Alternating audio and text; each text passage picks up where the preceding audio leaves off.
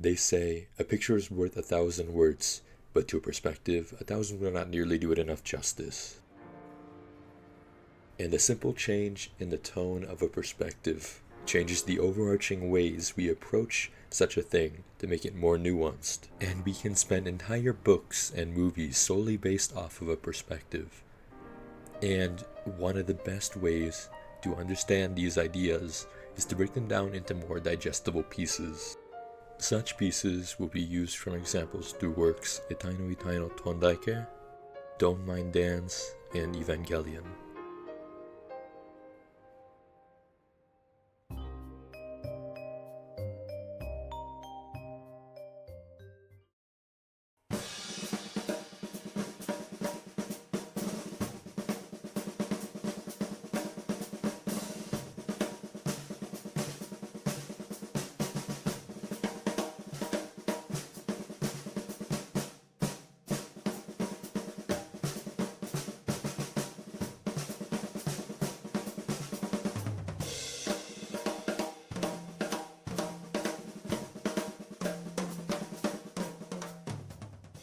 Tubo, also known as John, is a Japanese pop musical creator and Vocaloid singer and songwriter. He often showcases mature or unconventional themes in his music and lyrics. It is like there is a precise randomness to it, that there's beauty and reason to the chaos. Some of his pieces are worth listening to hundreds of times because of the sheer uniqueness put into the overall lyrics, sound, and presentation. You may recognize him from the fourth ending of Chainsaw Man, as that gave his music a significant portion of popularity in modern media.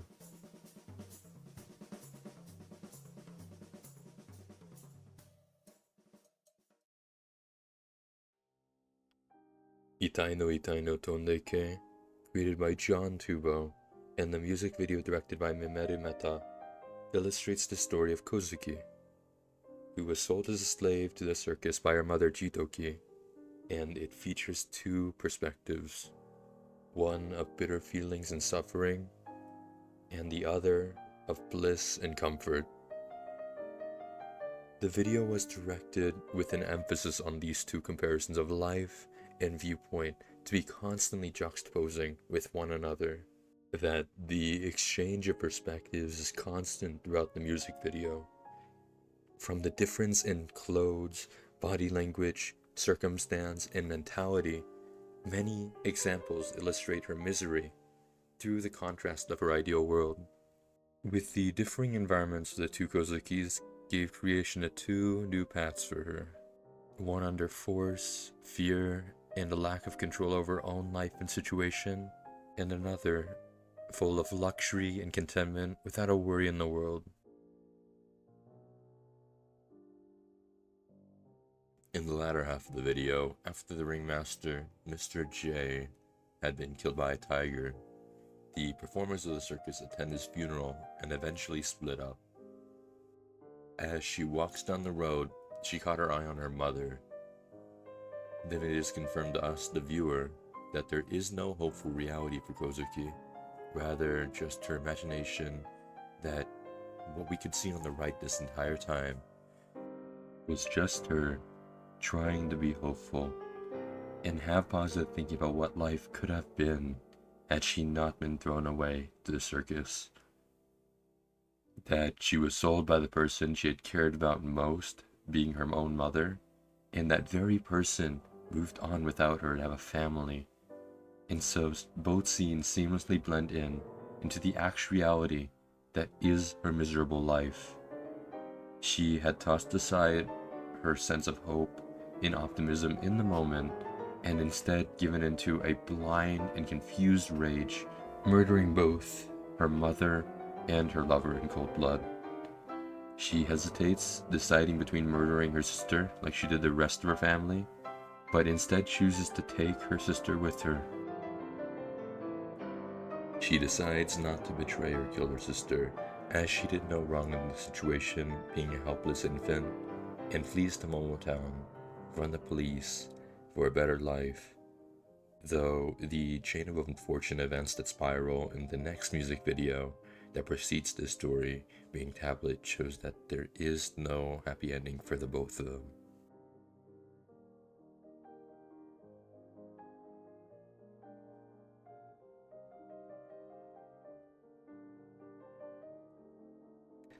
As a defense mechanism, Kozuki lives her life in denial of her horrific state, one of despair, abuse, suffering, and instead to substitute or cope with that by thinking of a life full of bliss, contentment, and comfort. Just as her hope and thoughts crumble once again as she's directly reminded of her mother's betrayal, seeing her start a family and leaving her behind, she still cries and thinks of her wishing reality had not been so cruel to her. But how we mold these expectations and how we hope things may be compared to what it truly is usually very vastly different things. And when we are shackled physically and restricted, our mind may want to wander where it has more control, which comes in the form of our thoughts. That by living in hell, her mind had desperately clung onto thoughts of heaven.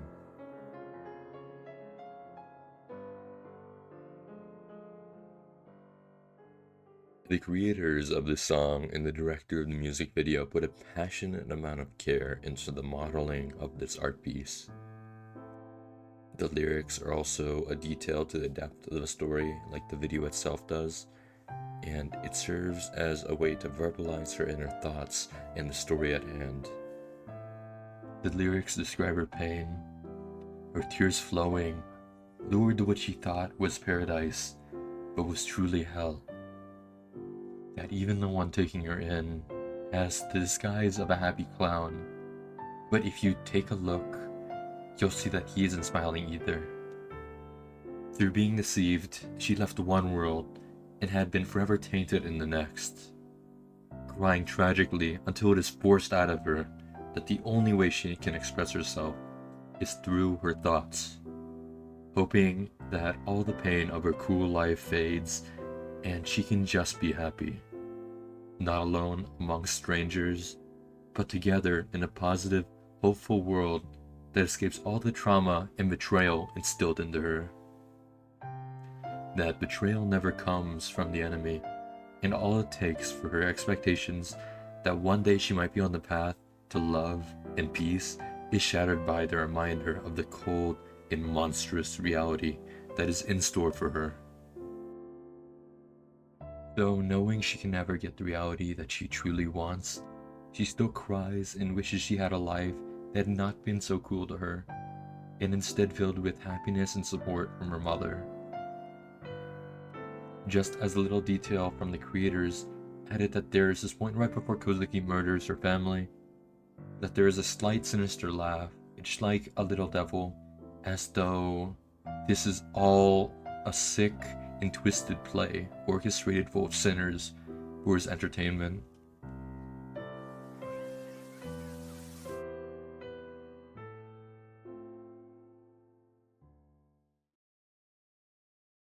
To take away from the art piece, we live in a world of tragedy and the world of hope. Some may never get to truly realize the horrors in store for it all, as we are limited to just our one perspective innately. They may live in the bliss that they do not have to worry about more violent and horrific matters known experiences. And we may think we have it the worst until we are truly enlightened at how malicious and sinister life can further get. Can you say you know the experiences of being immensely impoverished? To have felt the staggering pain of losing loved ones? To have been fighting in a gruesome war? To be exploited out of your very being, treated as though you're a tool and reduced to a statistic? Tortured or suffered pains and fears worse than death? Unfortunately, there are many who have experienced these, and to them, we express our commiseration. All of these experiences, and those like them, derive from some of the worst that is to come from being human, and the ones in our reality, which many of us will experience in some form or another. whether it be direct or indirect. And often, what experiences we see in media and in art are inspired and reflected by those in reality. We often mistake that the worst or best thing that can happen to us is the worst or best thing that can happen to anyone, or feel that way for that matter. But it is not proper to project our biased selection of perspectives to represent reality, as reality is objective, and people, whether they like it or not, take subjective points of view, as our understanding is gravely limited in the grand scheme of things, as we sort of have to, as we have to make sense of something in this complex world around us.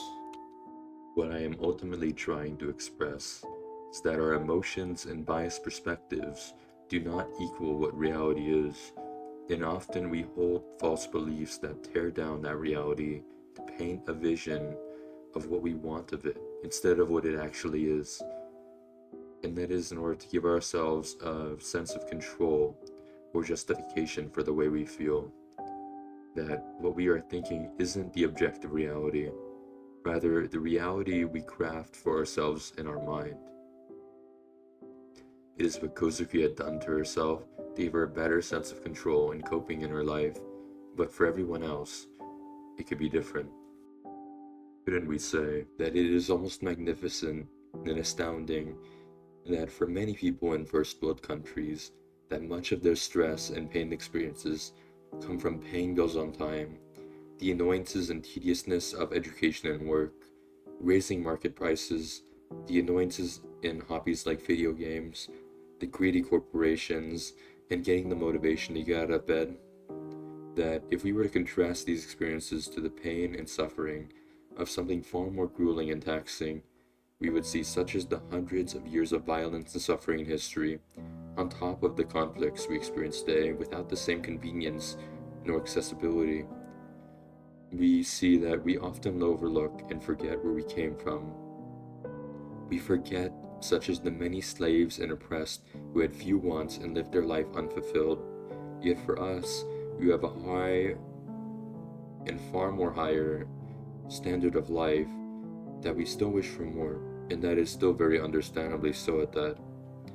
We also forget that countless people had sacrificed themselves to protect and deliver us away from worse fates than the ones we currently reside in. Yet in the situation we reside in the situation that human beings came from, despite how different they are, with convenience, hardship, and livelihood, they can still be met with a very similar reaction and extremity. The issue of addressing reality is that most of those circumstances do not fall into a simple yes or no, nor black or white. Rather, reality is a spectrum, as many people have it better or worse for all the same post issues. It is just that people like to reduce reality and their worldview to black and white, as it provides a more calming simplicity, though reality is all but simple. Even though if we were to look at many conflicts nowadays, it often meshes into gray, and that to different altercations to reality as we know it, such as technology or plague, come with different conflicts that come with every age and circumstances. Reality is not static. To note again though, many people and their perspectives have validity and understanding behind the trauma and the emotion that precede it. That they all harbor positive and negative emotions that are very understandable and interesting to see where it came from. And that fear may be undiscovered by ourselves, but to others it is all they have ever known. Were Kozuki's emotions manifested in the fear of being in this cruel life alone, yours may be completely different, or some of the same. You have made it to the end of the video. There were certain ideas I would have liked to add here, but I left them out because the next videos would cover those ideas properly, or more so than it would be for here. And the credits for the pieces of media I had used will be in the description. I hope you all enjoyed this video, and if you did, feel free to show this to a family or friend that you may think would enjoy this. Any support is greatly appreciated. Thank you for your time.